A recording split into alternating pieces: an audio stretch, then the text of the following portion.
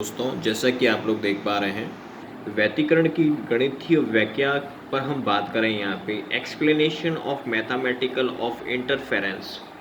तो दोस्तों, इसके अंदर हम सबसे फर्स्ट दो वेव्स लेंगे यहाँ पे, जिसके जो एम्पलीट्यूड्स रहेंगे उसको हम A1 और A2 कंसिडर करेंगे और उन्हीं की डिस्प्लेसमेंट हम इक्वेशन पे बात करेंगे, डिस्प्लेसमेंट विस्थापन समीकरण पे बात करें तो y1 is equal to A1 sine omega T.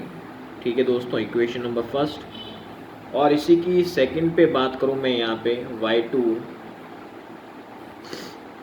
तो A2 sine omega T plus 5 पे बात करेंगे दोस्तों। इक्वेशन नंबर ये हो गई हमारी, कौन सी? सेकंड हो गई। कौन सी होगी दोस्तों? सेकंड। और ये जो फाई होता है दोस्तों, उसको हम प्रारंभिक कला कोण कहते हैं। क्या कहते हैं यहाँ पे? प्रारंभिक कला कोण। अब हम बात करें अध्यारोपण सिद्धांत से। जो अध्यारोपण जो सिद्धांत होता है y is equal to y1 और y2 के बराबर होता है दोस्तों। किसके बराबर होता है? y is equal to y1 plus y2।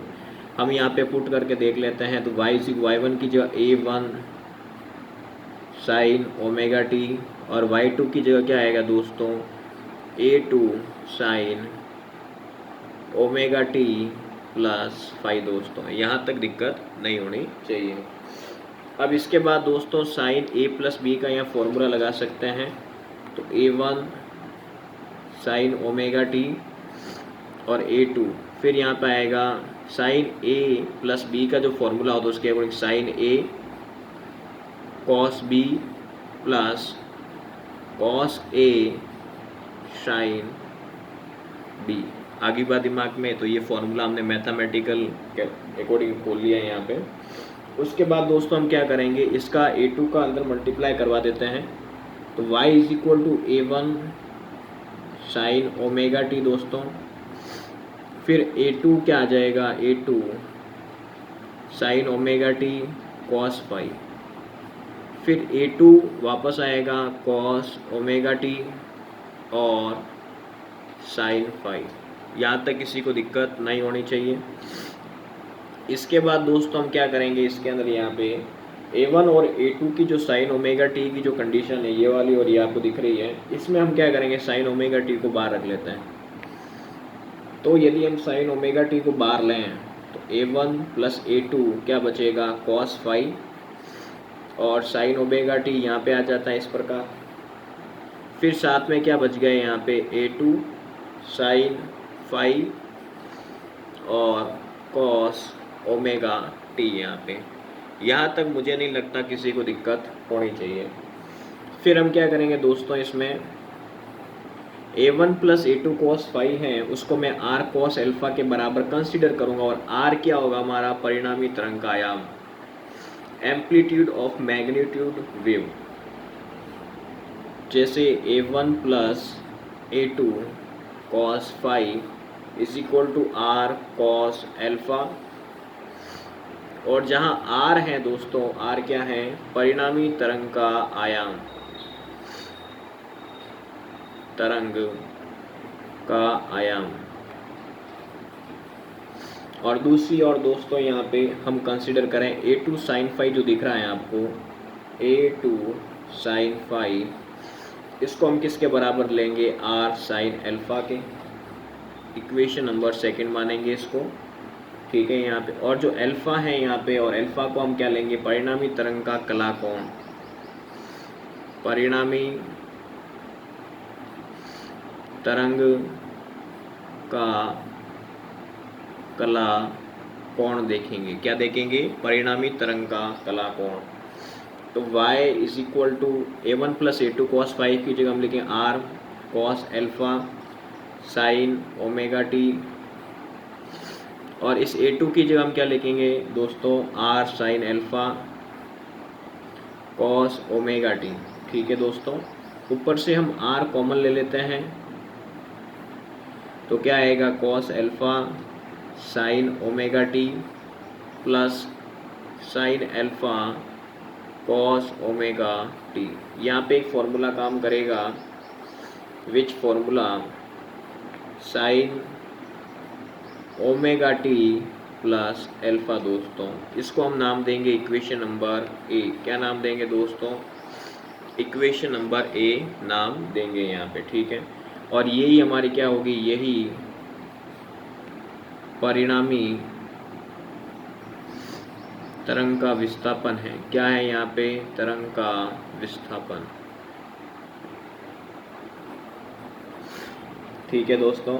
अब मान लो कि जो मैंने ऊपर यहाँ पे जो इक्वेशंस ले रखी थी, ये यहाँ पे जो दिख रहा है आपको ऊपर समीकरण नंबर फर्स्ट और सेकंड, यदि मैं इसको और आगे सॉल्व करता हूँ, जैसे समीकरण नंबर 1 व 2 से, तो क्या आएगा दोस्तों, हम समीकरण नंबर फर्स्ट और जो 2 है उन दोनों का स्क्वायर यानी कि वर्क करके आपस में ऐड करते हैं, तो क्या आ जाएगा a1 plus a2 cos phi का स्क्वायर, फिर a2 साइन फाई का स्क्वायर इज इक्वल टू, यहाँ से हम आर स्क्वायर दोनों में से कॉमन ले लेंगे,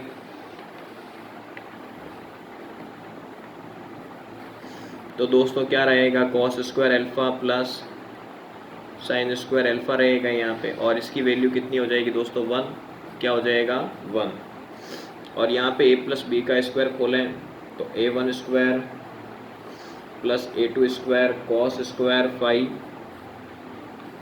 फिर 2a1 a2 कॉस फाई, ठीक है दोस्तों।